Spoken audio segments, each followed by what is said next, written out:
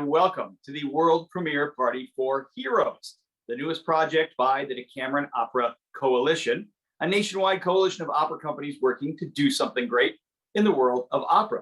Heroes is 8 world premiere streaming opera films, and they are all available to stream now. If you would like to see those, you can go to decameronoperacoalition.org, where $15 will get you a ticket to all 3 episodes, and all 3 episodes of Heroes are up now. And that $15 ticket will get you unlimited access, unlimited streams to all 3 of those episodes through the end of the year. Maybe you got up early today and you've already seen all the operas.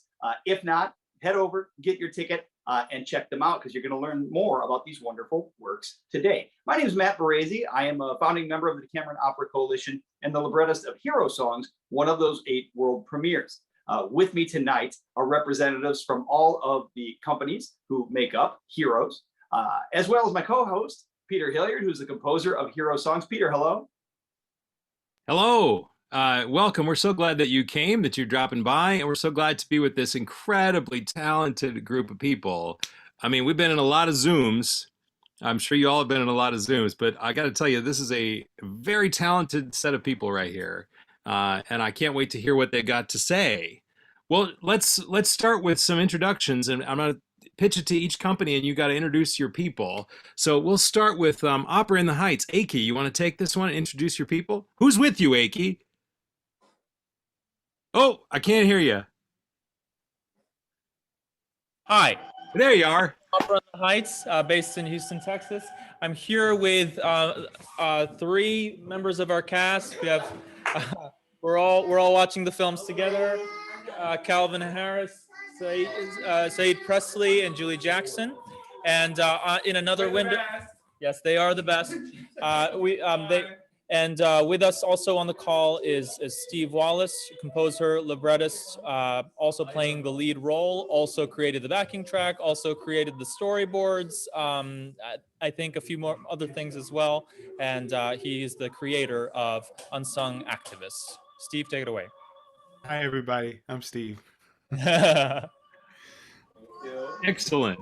Excellent. Well, we can't wait to hear from Steve, because he, like Aki said, he wears many hats. Maria, you're in charge of Resonance Works, which is one of the founding companies. You're critically important. Talk about your project and your people who are here today. Sure. It's so great to be here with everybody. I am the artistic and general director of Resonance Works in Pittsburgh. As Peter said, we were so excited to co-found the DOC last year with all these wonderful companies. Our piece of Heroes is called Letter to Our Children by Justine Chen and Jacqueline Goldfinger. And with me here tonight is Laurel Submergin, whose gorgeous voice you hear through the entirety of the piece. She's the singular vocalist in the piece, and we're excited to have her here. She was a Pittsburgher for a lot of years, but now has left us for Detroit. So we're happy to have her here virtually. Well, Detroit's gain. I'm telling you, that's an amazing performance. I can't wait to hear more about it. Peter, it's worth mentioning here that Maria Senzi-Sellner is also the lead producer for the DOC. A lot of people do a lot of work that is not necessarily always broadcast nor appreciated on every level. We want you to understand that Maria has worked tirelessly to make this come together, as well as our previous work, Tales from a Safe Distance, that award-winning work you heard so much about last year. And she has really been working behind the scenes to produce this evening's event as well. So Maria, thank you very much. Absolutely. All right, from Loon Opera, I see Maria Thompson-Corley and James Dargan. I don't know who to pitch it to. Maybe Maria, since you were here last year as well.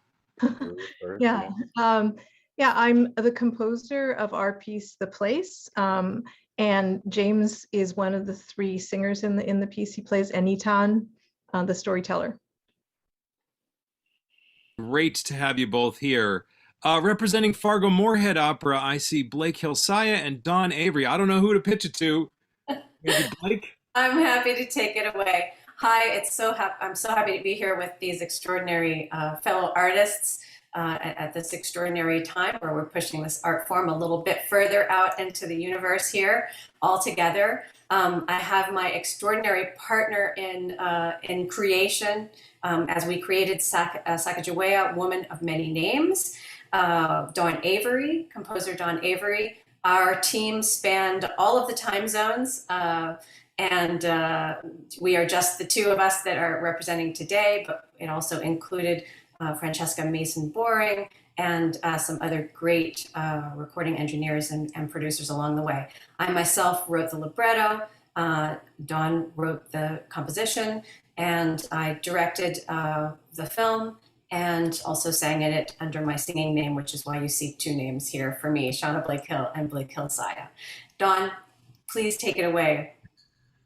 Well, I think she got most of it, but it's been a delight to be part of this project. I'm really enjoying watching the operas. It's so unusual to get to watch this many, like to have this kind of exposure to this kind of work is really exciting. So glad to be part of this. Thank you. Wonderful. Thank you. We're glad to have you here. And from Chicago Fringe Opera, I see Elizabeth Rudolph. I'm going to pitch it to you. This beautiful. Yeah. Tell I us. am the composer of The Widow's Will with the librettist Bilal Dardai. This is a mini opera about Hazel M. Johnson, who was the mother of environmental justice. She was from the south side of Chicago. And Amanda Noel Neal is singing that role in this. Bilal did a good job of using only Hazel's extant words. We did not put any words in her mouth, which was really important to us. And then with the help of K.F. Jack and Catherine O'Shaughnessy, we pulled this all together. Amazing. Amazing. And a beautiful, beautiful film. Okay, moving to Milwaukee Opera Theater, I see Britt and Christy. I don't know which one of you wants to do the honors. Looks like it might be you, Britt. Looks like it might be me. Hello all. Hi. Well, Christy is the critical piece as to why we even did this opera, Home Cooked Heroes. I'm the librettist, and it's just amazing to be able to use the gift of spoken word as a reimagined opera. I've done dealings with operas in the past, like in college and stuff, but it's really awesome to be able to kind of reimagine things and bring forth this narrative about just how this wonderful establishment was just kind of planted at the right place at the right time to kind of address an ongoing issue of like food deserts and why, access to fresh foods and just like it should just be a thing. It shouldn't be this thing that we have to tackle. It should be a non-issue. But that we shouldn't have to necessarily be considered heroes for doing this and just making sure that people eat and eat well. But it's worth highlighting. So Christy and David made it made it amazing, made it easy for me to write. And I'm excited for the world to see what we created with our whole hearts. I'm really excited about that. Goodness, yeah, wonderful. When I heard about this the project, I was delighted, and then when I saw it, it was just beautiful and so creative. I can't wait for you all to see it if you haven't seen it yet. And last but definitely not least, we have two people from Bear Opera, Milena and Dina, and you have a like multifaceted project. Who wants to take it off there? Hi, I'm Malena. I directed this project. I worked with an amazing videographer, Brian Gonzalez, here in the streets of New York, 100% in the streets of New York, with 5 amazing singers. And Brianna Hunter was our librettist, and Dina Prujansky, who's here with us, was the composer. Dina? Hi, everyone. So, yeah, I'm the composer and then the music director of the project. And I was thrilled when Bear Opera contacted me to say that they want me to musicalize something that would pay tribute to New York. And because this is something that I really wanted to do for a while, being in New York for 16 years, and it's been love from the first sight for me. Not sure if New York loves me back, but it's still to be figured out. But yeah, it was a really, really exciting project, and I just can't wait. And it's such an honor to be part of the coalition. You know, New York comes off beautifully in that film too, I gotta say. And we should say that Breon Hunter, who wrote the words for that project, had her Met debut, I believe. Yes, on Monday. Like, It's singing tonight at the Met. I gotta say, that's a pretty great week. we should all have a week like that. Matt, I'm gonna get you back to you. For sure. Well, we've already got some responses coming up in the chat. We want to say hello to Nicole on the Opera in the Heights Facebook page, who would like to say to everyone that Heroes is fabulous. Great job to everyone, and love the music. And you know, as somebody from the word sides of things, of course, opera's about music, and music's always out front in opera. But folks who are regular opera goers know that there's been quite a bit of hand-wringing consternation about the sound of operatic music through the 20th century and into the 21st. And sometimes it's genius, and sometimes it can be a bit of a chore. I've heard all these scores, and to anyone who is watching this and going, oh man, I'm going to have to watch 8 operas, what am I going to hear? There is this music. There's such strong profile in this music. There's such surprising fusion in the music. Of course, there's drama in the music all over the place. There's whimsy in the music. As someone who is less than a musical genius myself, I want to say to those folks out there with any trepidation that you are really in for a feast musically. Peter, would you agree with that? Someone who does know about music? I know a little bit about music. Yes. And also, I got to say, you know, one of the beautiful things about a project like this is that we have these small companies from all over the United States, and they commission these composers that they think are interesting. And because we're not really like trying to control the sound or control the look, we get this broad variety of how these films are how they visually look.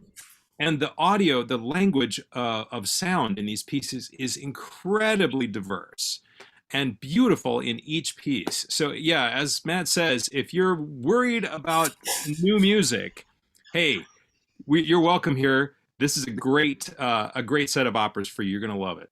Many a time when listening to these scores, I thought to myself, something really important is happening here. Like I'm hearing new things, and I'm hearing new voices, and I'm hearing important things, and I want everyone else to hear it as well. So the topic here was heroes.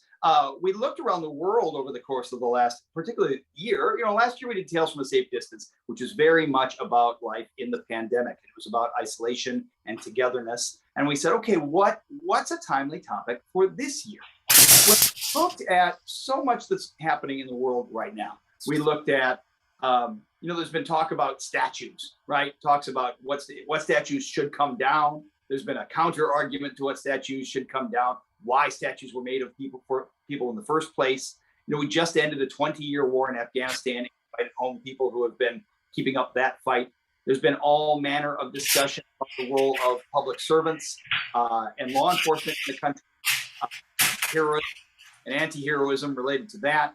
There has been such a new civil rights movement in this country, which has brought up new kinds of heroes and new kinds of activism and new kinds of volunteerism, and also unveiled heroes of the past whose narrative may have been buried in sort of a monolithic narrative superimposed on our society. So heroism keeps coming up in the conversation, the big conversation, the conversation with a capital C.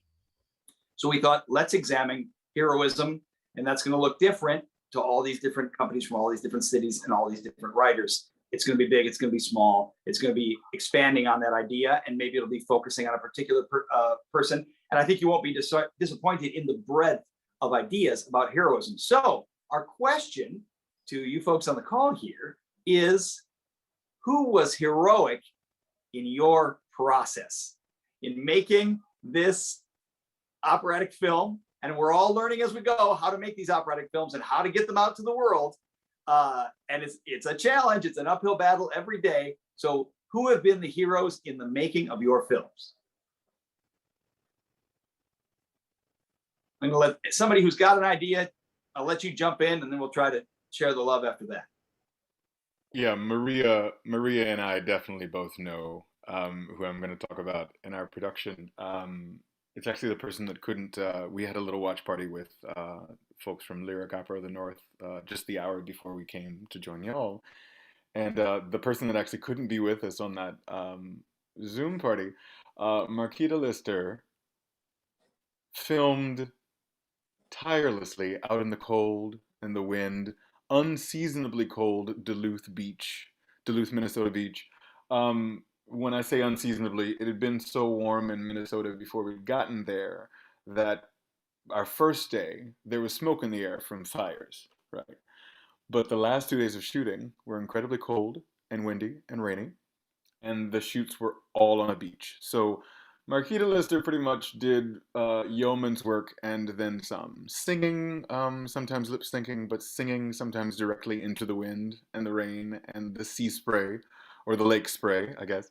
Yeah, it was pretty remarkable. Really puts light to the notion of the fussy operatic diva. And the soprano, right? You know, she's a soprano of sopranos, but she was absolutely a trooper. Yeah, I have so much respect for her already, but I gained a lot of respect in that process. I think I saw Milena about to raise her hand. Yes, the heroes in Heroes of New York were New Yorkers, because as I mentioned before, we filmed everything in the street. So New Yorkers were giving space, just letting us be, or being super supportive. It was really moving for us while we repeated scenes to see people just walk by and being so excited that we were doing art again in the streets. So everybody was filming and just hanging, being moved themselves by the music. And it was really, I mean, for many of us, our first contact with the audience in person since the beginning of the blip. So it was really moving to see it in their faces as well. And you see them; they are there in the film. One interesting thing is there's a scene in which our oyster lady gets in a bus. I don't know, when you see it, you'll see this little moment. And there's a lady coming down from the bus with a cart, and our tenor helped this lady out of the bus and got in the bus, and all of that is in the film. So yeah, New Yorkers were really the support, the fabric of our work. Dina has an idea too. Who would think that a soprano would go out on a beach in a storm, and who would think that a tenor would help someone? We're really expanding all these roles. Dina, I see your hand was up. Dina, what do you have to say about this? Yes, to continue about the tenor and to your question, who was the hero of the team? I mean, all of the singers are absolutely fantastic and personalities and vocally and great actors too. But he was the one who was taken totally out of the water, because from the very first time I told him, no operatic voice here, no bel canto. This is a cabaret song. He said, I never done that, but okay. And I said, you're going to be an older lady. And he said, okay. And I told him then that, and says, oyster lady. And you need to make a particular accent of a particular person that would be clear but subtle enough. And that was another thing so all of these things all of these challenges that he was such a champion and just really pulled it off. So yeah, I thought this is the hero of the team in terms of doing something that was completely new and sort of out of the blue. The oyster lady tenor. Maria, I see a hand there. Maria Thompson-Corley. Yeah.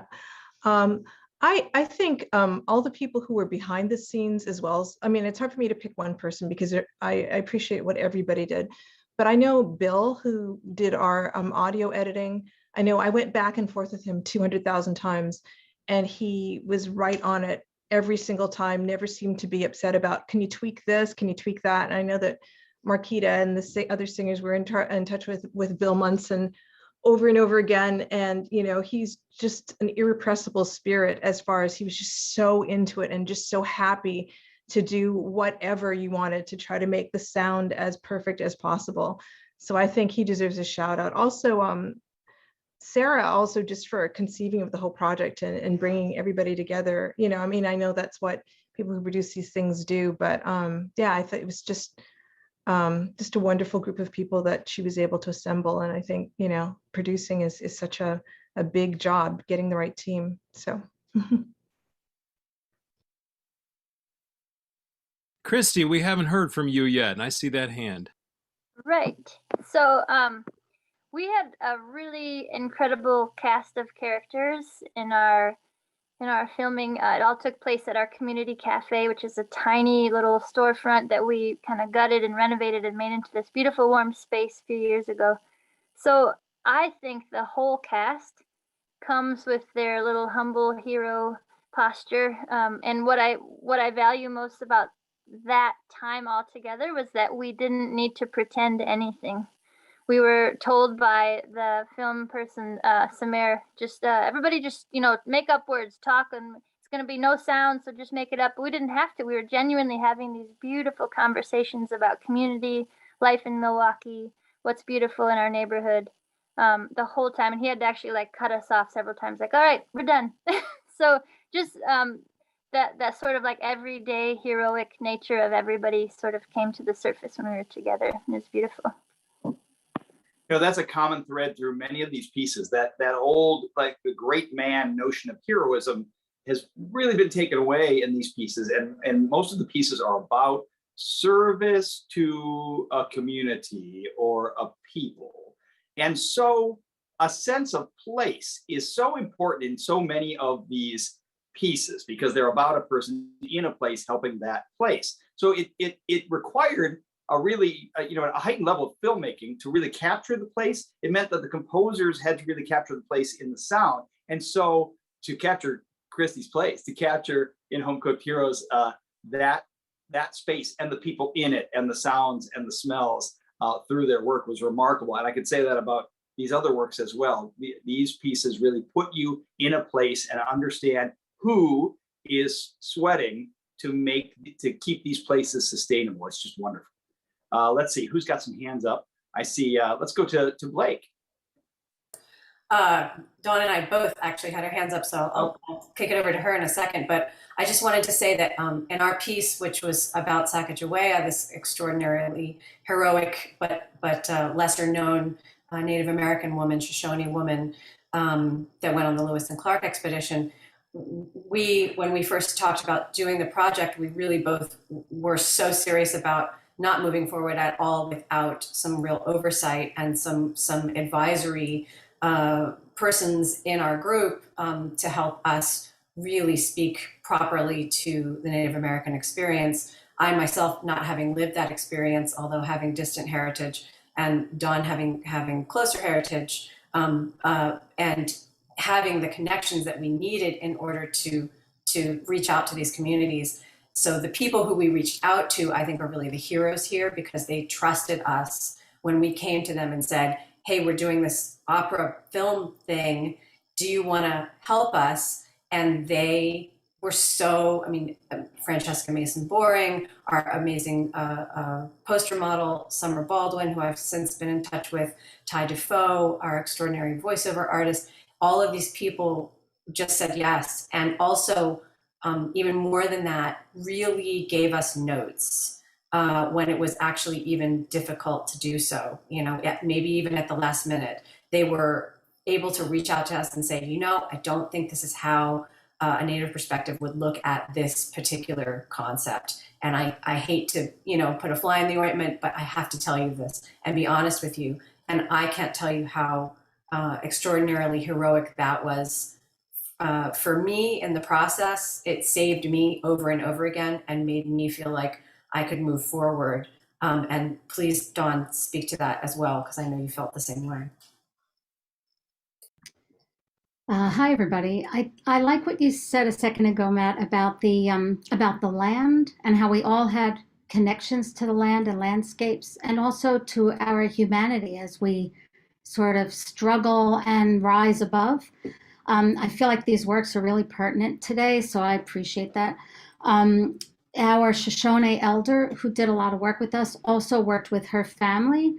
And then we were very aware of working with her ancestors, the Shoshone ancestors, our own ancestors, and then Native protocol, where we start with a prayer to Turtle Island, right, the land, and we end with that prayer. So it was a beautiful way to, I guess in my composing, it was a little different for this piece because I really used a lot of sounds from the earth, but I also did it in a very storytelling fashion because this is the way that I know in my own tradition that I would approach how I showed a story to someone. So even my music reflects that.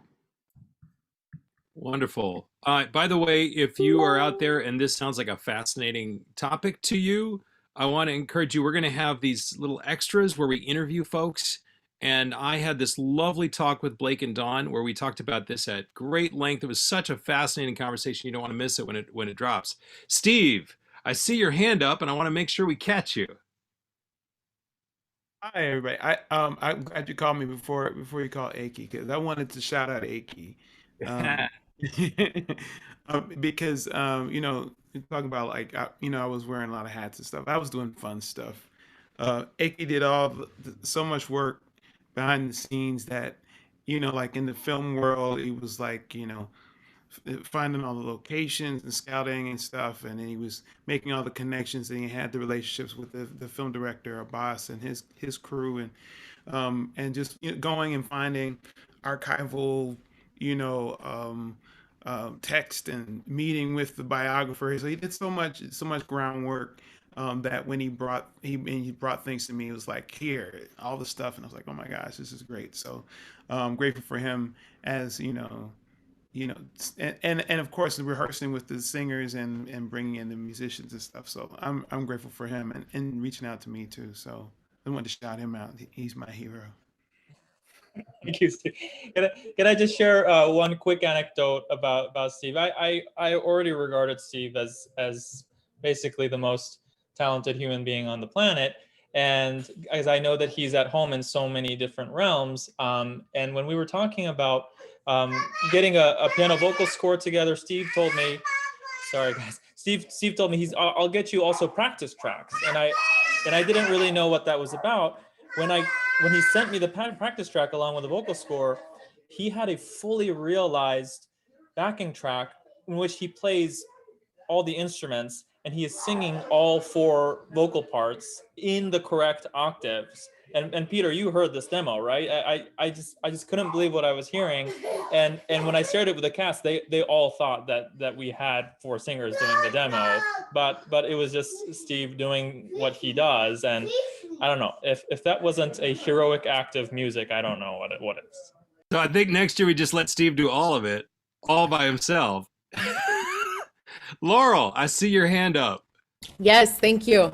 I was just gonna say that, if it wasn't for Maria literally coordinating every single detail, I mean, she did so much work. I really showed up and learned my music and went where the brilliant director told me to go. And they made my job so easy and so fun. I had such a good time working on this project. So huge shout out to Maria, but also to Justine, our composer. She shared such an intimate story, and such a close to her heart story of her time with her babies and her father, and trusted us to tell that story. And it was just such a huge honor to be able to do that and to help kind of realize her vision in that. And I think it takes a real act of heroism to be that vulnerable. So yeah. Yeah, that vulnerability really is beautiful in that piece. Elizabeth. I agree wholeheartedly with the crew from Fargo Moorhead. We worked closely with Cheryl Johnson, which is Hazel's daughter, and the People for Community Recovery, which is the group that Hazel started. And that was integral to the creation of this piece, and to have created this piece with their blessing and with their input was really a privilege to me. Also, I would like to call out KF Jack, who was our filmographer, and Chungers Kim, who was our audio mixer, and both of them did amazing jobs, like behind the scenes, kind of just making this into a great storytelling piece of art.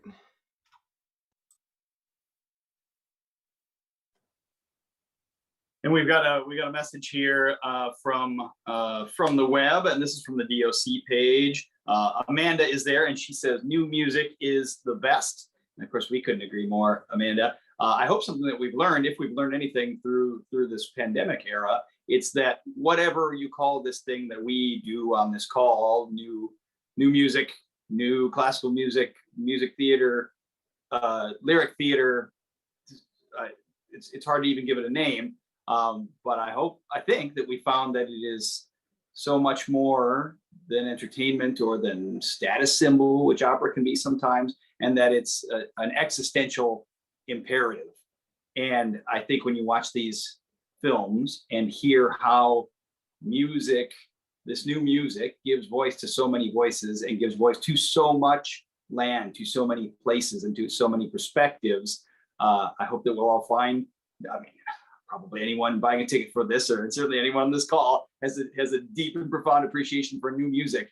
But I will say that mine was expanded by hearing these scores, and I hope that yours will be too. All right, Peter, what should we? Is that a hand for Maria Thompson Corley's got a hand up. I want to make sure we can. I want to give a shout out to you guys, because the art songs that you wrote are incredible, and the singers are incredible. And I think we would be remiss if we did not mention that, because, it's just stunning what, Karen Slack and I'm forgetting their names, but they were all amazing. And so hats off to you guys too. Absolutely. We appreciate that. Peter and I are unapologetic fawning fans of Maria Thompson Corley. So to get a compliment from her is a big deal to us. But it was really a pleasure and a privilege to get to tee up these works, to try and write some art songs that tapped into common threads that ran through the different operas, and then use them to set the stage for these pieces was it's such a privilege. It really was. And Maria, I'm sure Maria Sensi-Selner, we had a ridiculous road trip. Before I pass it to you, maybe to talk, I don't know, maybe that's what you want to talk about, but I just want to give another shout out to Maria. Matt already mentioned how much work she does behind the scenes, but I think there's no amount of words that Matt could use to describe how much work she has put in. And so for Matt and I, she's absolutely the hero of certainly our part of the project. And without her, this project definitely would not have happened. Maria, take it away. Well, then you make me talk after that. Goodness. Well, thank you. Thank you very much. This was really what I wanted to talk about, was our road trip, because I think if you haven't watched the episodes yet, maybe you don't quite understand how this works. But Peter and Matt have written a song cycle of 5 pieces that frame all of this. And a lot of people know Hilliard and Barresi as great comic writers. Filthy Habit and the like are bringing needed laughs to the opera houses of recent times. But I have to say, and I've said this to you personally, but I want to say it publicly, I think Hero Songs is one of the greatest things that Hilliard and Barresi has ever written. I think it asks really important questions. It is the shock to the gut that we need. When we had the wonderful conversation with Karen Slack when she was coming on board the project, and she read the text of the song that she would sing, and she's like, we're just gonna ask those questions very directly, and I think it's really powerful. And it was such a great time to be on that road trip with Peter and Kathy Whitman. We have to say, if the real hero of heroes is Kathy Whitman, who assembles all of the video. Everybody sends their videos to Kathy, and she made the videos for the hero songs. So Peter, Kathy, and I drove from Boston to New York to Philly. We actually had one day where we were in all 3 cities, and we filmed baritone John Castillo in Boston, and then Tizia Kwarteng in New York City. She is at the Met right now, so we had to work around her Met schedule. And then we went to Philadelphia, but then to Opera Delaware. We have to shout out to Opera Delaware, who beautiful space and so generous to us. Absolutely allowed us to film in their space with Karen. And Kathy only took the equipment that she could bring home on the train from Delaware. And so it was just the three of us, no other assistant. I was like half roadie, and but it's extraordinary. And so the pieces, all of the pieces are wonderful, but I think the Hero Songs does great service to the whole. And so bravo to Peter and Matt. Well, that's very nice, and obviously, we really appreciate the positive feedback that we're getting from those pieces. I have to say a couple of things about it, though.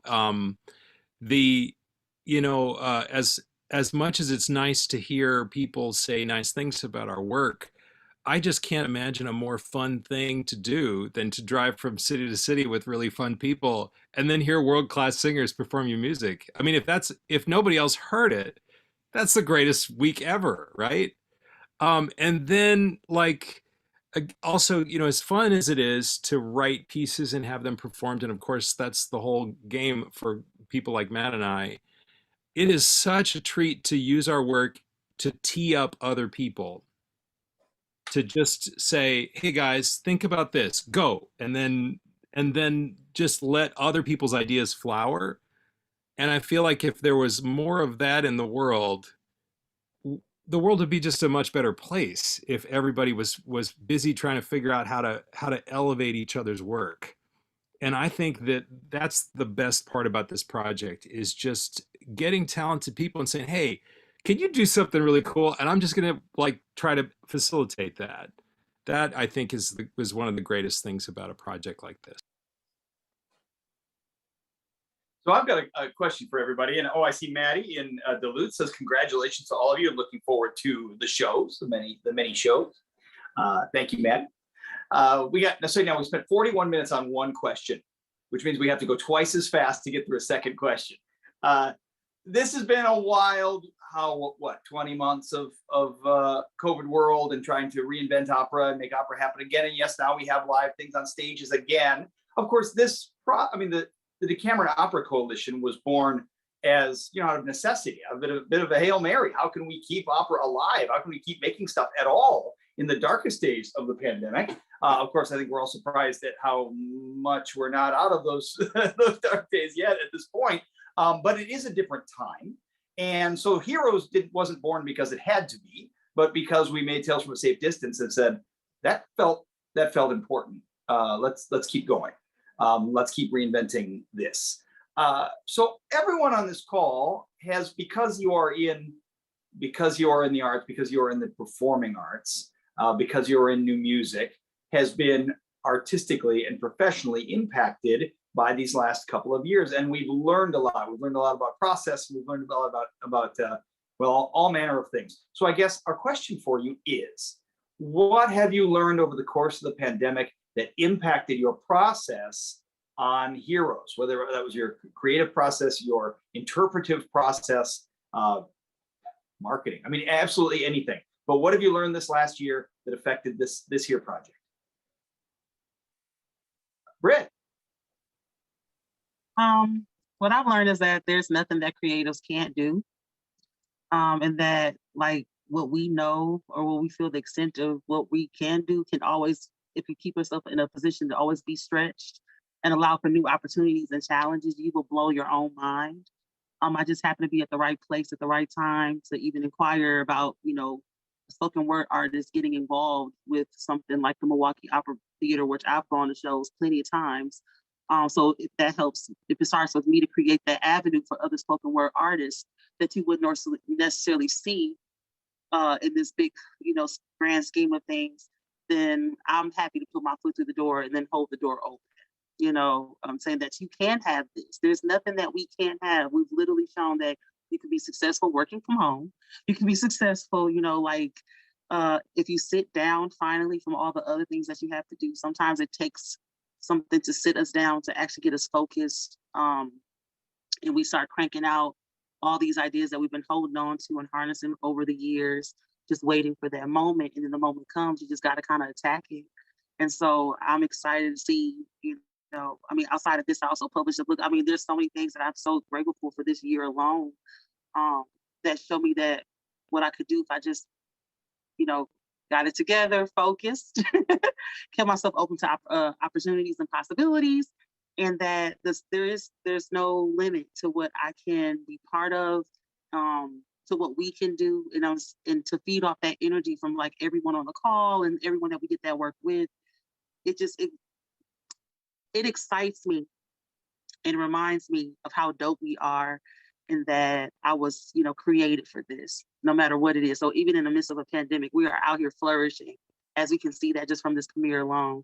And so for everyone to just kind of be encouraged to keep going. There's nothing we can't do. We've made this happen, even in a social distancing world and all kind of stuff. Like, we so awesome. Like, that's exciting. Like, you should celebrate that win. And I think in the midst of tragedy, we don't celebrate enough wins in the midst of that. So this is a win for us all.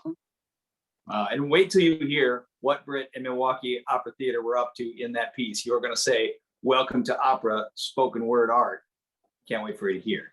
All right, we're going to go with, we're going to talk to Maria Thompson Corley. We're going to talk to James. We're going to talk to Dina in that order. Maybe more hands are popping up, but those are the first three I saw. So I'm going to give a shout. I think Yaki. So who did I just say? Oh, Maria Thompson Corley. You know what? I didn't mean to have my hand up because I feel like I'm talking a lot. But I feel like I had time to compose though. I mean, being a composer is kind of intertwined with there being a pandemic and me not being as much of a performer because I had no performances. So, I mean, yeah, this opportunity and, for those who believe in God, I just feel like, it's just like one door was closed and another one was just swinging wide open, and I just can't quite believe it. Since I have a second though, I don't think I ever explained what the place was. I just kind of said two sentences and I didn't paint the picture of the story that Sandra Oyinloye, I'm mispronouncing her name, Oyinloye, I can't say now, Oyinloye, the wonderful words that she came up with, because it is this mystical experience where three people, three generations are kind of trapped and trying to find their way out, and it's intergenerational and generational trauma, and in our experience as people of African descent. And so that's what the place is. The place is this mystical realm that people have to navigate. And so I didn't say anything about that. So now I'm going to be quiet. All right, I think I said we'd talk to James next. There we go.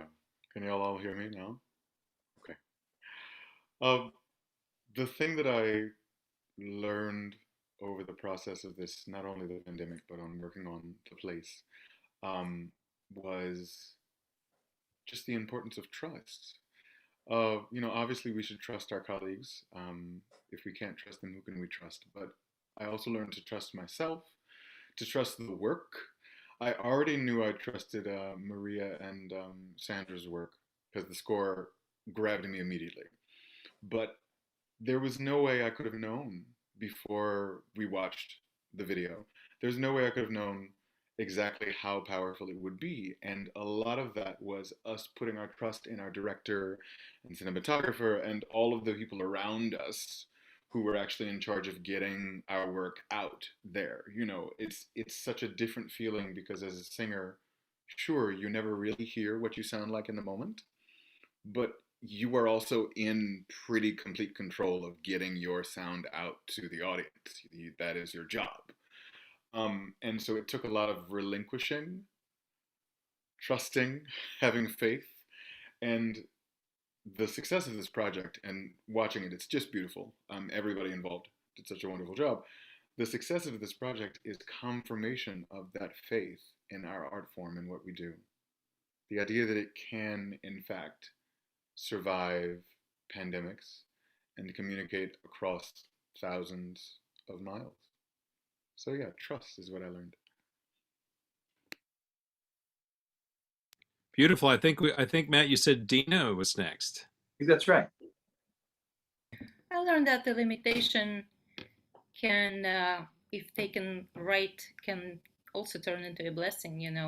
From watching Tales from the Safe Distance, which is something that I would never think before the pandemic to watch an operatic work from home or something like that. And from making an opera film, I feel like we are onto something that is a genre that does not have to replace anything but that can live in its own side by side with operatic work. So there's a opera that is meant for stage and there's opera that is meant for film, and I think that it can be increasingly popular just as an independent genre.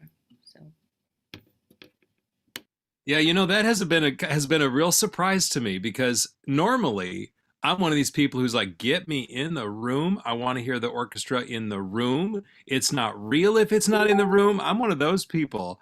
So for me to come around and go, actually, it's kind of interesting when it's a when it's a film, and you can do things in a film that you can't do on the stage. That's exciting for me. That's a aha moment. Dawn. So I think the thing for me during the pandemic, but in this project, it really became apparent is how much we can connect from all different areas, but also digitally. That like I can see your face, hear what you're saying, listen to the music, hear the words, and really feel the human, heart-spoken, intelligent connection.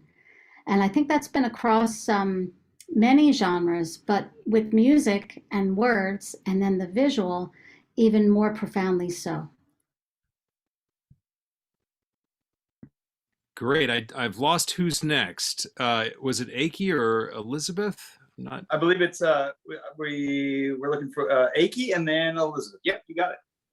Well, Dina made the point that I was going to make very eloquently, so I won't try to be too redundant. But I think that our relationship to this genre of short film opera was a little bit different back in the darkest days, as you said, Matt, when we conceived of Tales as almost the like the art form that we have available to us right now. Now that we're also doing in-person productions, us as opera producers, we're all recognizing that there is a competitive advantage to this medium that deserves to live on. That this is a medium that we are all choosing to continue to pour our resources into. And so I think we're all seeing that we're kind of going all in all of the advantages that this medium gives us.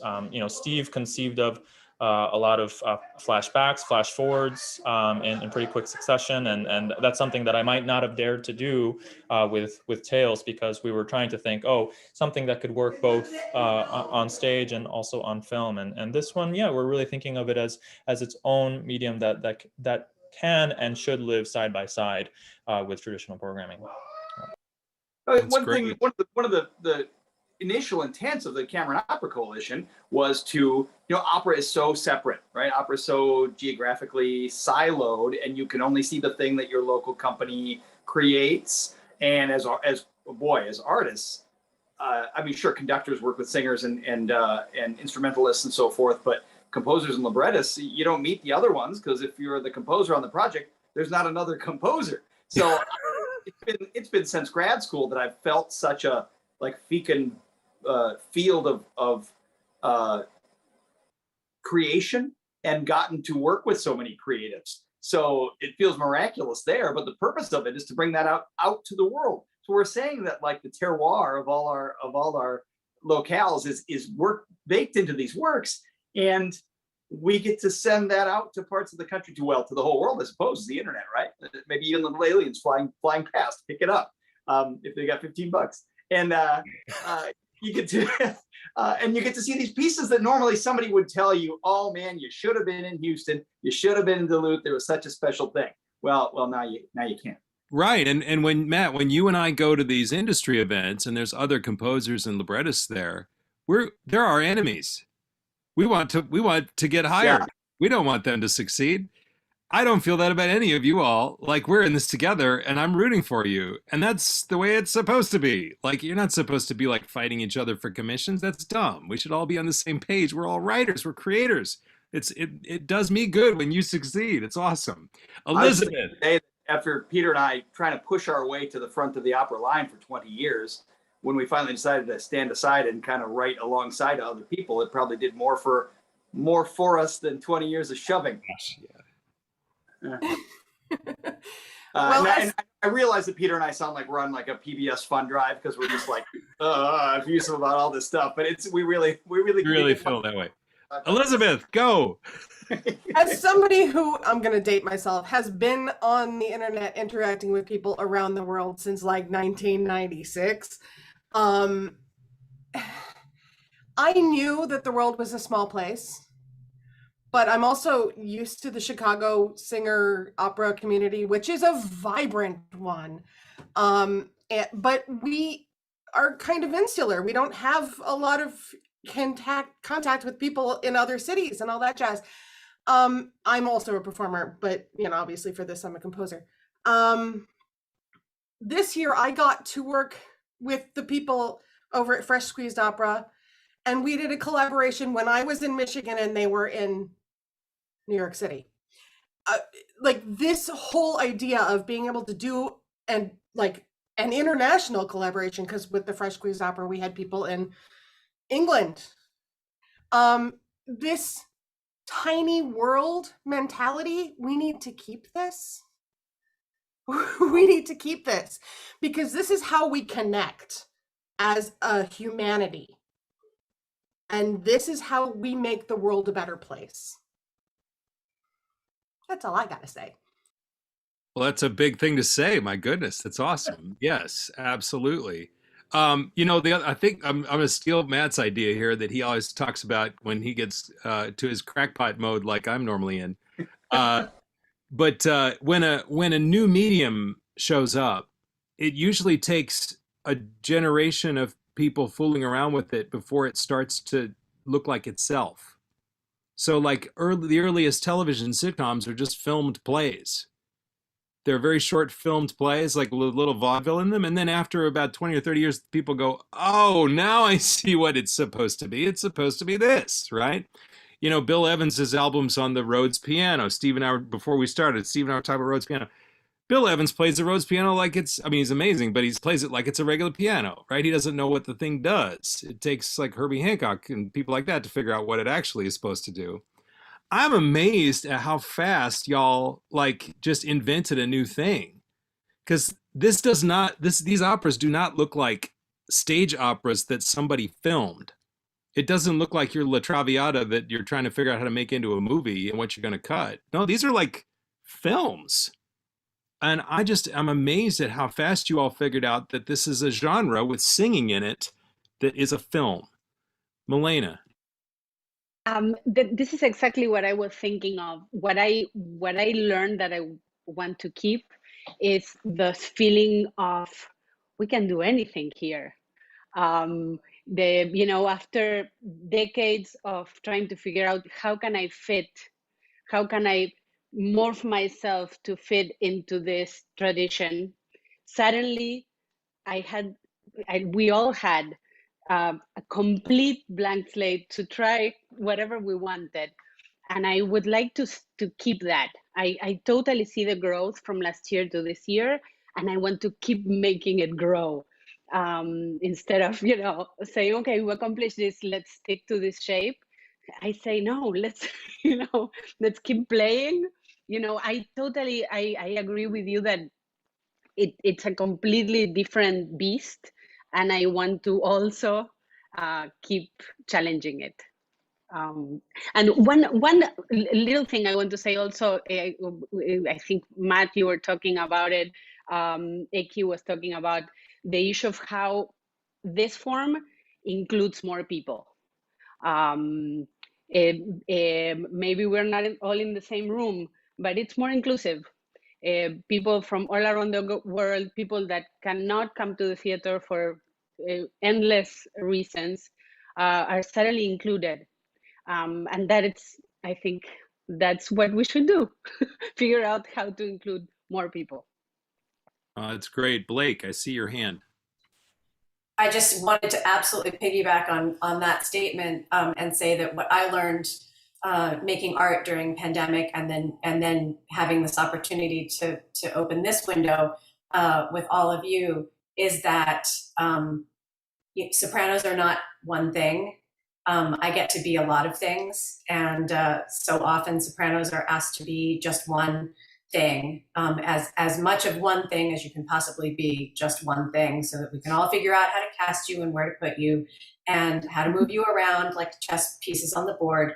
And we don't interact with each other, and we don't learn from each other, and there's usually just one of us, and a smattering of others, and you're just kind of moved about. And to be able to be the writer that I am, to be able to be the actress and the dreamer that I am, to be able to be who I am culturally, in public, and to be able to be all of those things instead of having to limit that all down to one slim slice of what is presentable and welcome in a largely European influenced space. So that being said, I learned that about myself, and then I really learned that our stories are going to save us when nothing else will.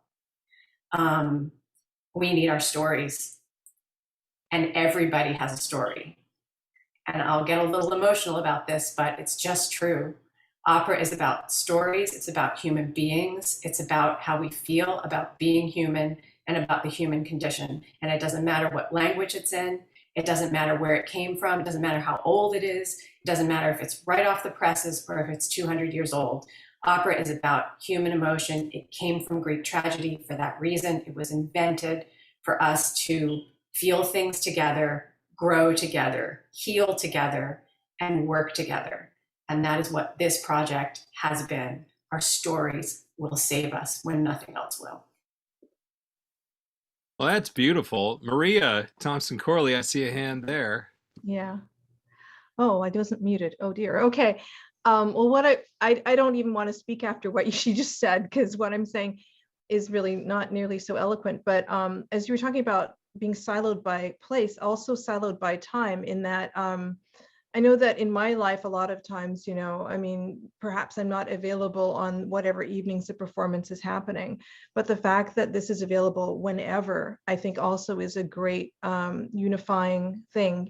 Anybody can watch it whenever they are available, and it's months and months and months, and you can watch it again and again and again. And I think that also is a great help for the communication of these stories that you're talking about. Well, we just got a message through from the DOC page, from Kate on the DOC page, that piggybacks off of what's just been said. And I swear I didn't write this myself. Kate says, for someone stranded in the boonies, being able to hear this live new music is exciting. The likelihood I'd ever be able to hear this apart from this situation is nil. I'm not even especially an opera fan, but this is a fabulous opportunity to learn more. And you made this awfully easy for me. And thanks. Yeah, that's a fantastic comment. Thank you for contributing that. I mean, I'm sure you're all thinking this, but we should just point it out that the big companies are still worried about whether they're going to do an Aida or not. You know what I mean? And who's going to play Aida? Oh no! And believe me, nobody loves Verdi more than me, but that is not all that's out there. And this kind of thing is how we keep new stories happening, and new people being their stories being elevated and their perspectives being heard. It's with new work, and you have to have a place where that new work can just flourish and grow on its own terms. And that's just I'm so glad to hear that it felt that way for all of you creative people. Maria Thompson Corley, is that a hand up? Just an old hand up. I got another comment here from Marley on the DOC page. As a theater artist, it's so amazing to see how this project has embraced digital theater. A lot of artists are balking at digital, and I'm grateful for the innovations of these teams to bring theater and stories to the world at this time. We've also got Claire saying bravo to all such beautiful, intentional, unconventional, and meaningful work from this wonderful group of companies. Huge congrats to the artists, creators, and producers. Maria Selner, I see you over there, and then we'll catch Steve. I see that hand too. Yes, I just wanted to piggyback on a lot of the things that were just said about creating a new genre, because I think that that's a tough thing, right? And so we all are actually evangelists for this new genre, and we see the power in it, but a lot of people like their art the way they expect it. And so this is, I think, the challenge. I want to just like put the challenge out there for everybody. We see the power in this. Spread the word, right? Show as many people as you can that like opera film should be a long-term proposition, because I think we see how it works, and but it's tough to sell. The conductor in me, the artist in me sees the greatness of the artistic side, but the producer says, people's interaction with digital media has really been varied over the last year and a half, and we need a lot of people to say, this is worth your time. This is not just, I don't want to say just, this is not a concert of an orchestra streamed from anywhere in the world. You can watch those things. This is a totally new thing, and give this a shot because we think it'll really move you. It's beautiful. Steve, you're up. Yeah. So one of the things, I spent a lot of time in like the hip hop and R&B world, and also, trained classically, obviously. But one of the things that I learned in outside of classical music is just the idea that you have to always, like, some kids that I would mentor, and they would try to like write rhymes or write songs or stuff like what's out right now. This is a hot song today, so I'm gonna write a song like that. And as soon as you write that, it's old. You know what I mean? So it's like you have to be thinking, okay, if you're really gonna be one of those generational talents or those influencers or create a legacy, you have to be thinking, what's 5 years from now look like? And I think that's what happened with opera. Opera got complacent by its comfortability. They just got really comfortable in doing what it's been doing for so long, and then wondering like, well, why are things not, why are things dying? And I think as soon as the thought process stopped collectively, not individually, but like in a sort of a blanket perspective sense of what's to come, like what's in the future for this medium, is when we come into problems. So I think one of the things that 2020 did for us with this whole pandemic was like, oh my gosh, like how are we going to do our art? And we have to really, like, those situations, like, put us, like, as like iron sharpens iron, or just kind of pushes us like, like the cocoon of a butterfly. Like if the butterfly can't push against the cocoon, the wings don't strengthen enough to be able to fly after it comes out of the cocoon. So this has been that moment for creatives in general to be like, okay, what's, who moved my cheese, right? Like what's how do I do this now? And I think it's been a good thing for all of us to be able to really think 5, 10, 12, 20 years down the line, for our art forms.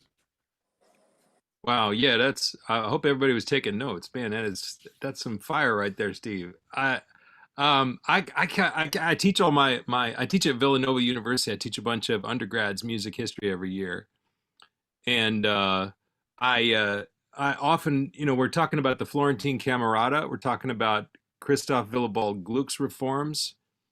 And a lot of those operas that happen on the inflection points are pretty weird. Like they're interesting because people are trying things. Do you know what I mean? Like the Camerata operas are really unusual and hard to figure out, and they don't land in songs. They're kind of like floaty recitative, and I don't know what's happening. And then because of that experimentation, Monteverdi can come in and go, oh, okay, I see it. Here it is. Do you know what I mean? And without Gluck going, hey guys, you don't have to fight between this opera seria and opera, buffa. It can actually be like real and have this gorgeous music at the same time. But you have to give yourself permission to like say, what could it be? and you have to give yourself permission to play and fail if anything is going to happen. Otherwise, you're just going to keep doing what they did last year. Well, hopefully there'll be another generation of opera creators who will say, I'm so glad those Heroes projects were so weird, because now we can do our thing. While we're talking about the future, I want to put a plug in for some live events that are coming up this week. So all 3 episodes, we took all the hero projects and broke it into 3 episodes so you can have them in some bite-sized chunks. All those episodes are up right now. So if you want to just mainline that tonight, you go crazy, binge the whole thing. But we're going to have some live parties to celebrate each of the episodes spread out over the course of the week. So on Sunday, October 3rd is the episode 1 party. So we're going to have a number of artists from Opera in the Heights, Resonance Works, and Lyric Opera of the North, Duluth, talking about their projects. On Tuesday, October 5th, is the episode 2 party with representatives from Fargo Moorhead Opera and Chicago Fringe Opera. And on Thursday, October 7th, is Milwaukee Opera Theater and Bear Opera on the episode 3 party. All kinds of artists of different stripes from those companies. Those are all streaming at 8 p.m. Eastern, 7 Central this week on the DOC Facebook page, the YouTube channel, the website, and then more than likely on the websites of the constituent companies as well. So please join us again this coming week. We're just about at the end of this big premiere party, and we've heard some beautiful things. I'm going to actually go back and watch this because I want to hear the things that these folks said, because they were very gorgeous. And I do encourage you to go get those tickets and watch their very intentional work. Closing thoughts from anybody? 3 hours later, we'll wrap it up. All right, well, everybody, thank you very much. Please go see Heroes. Thank you to all of you for your heroic work in creating a very important new work of opera. Good night.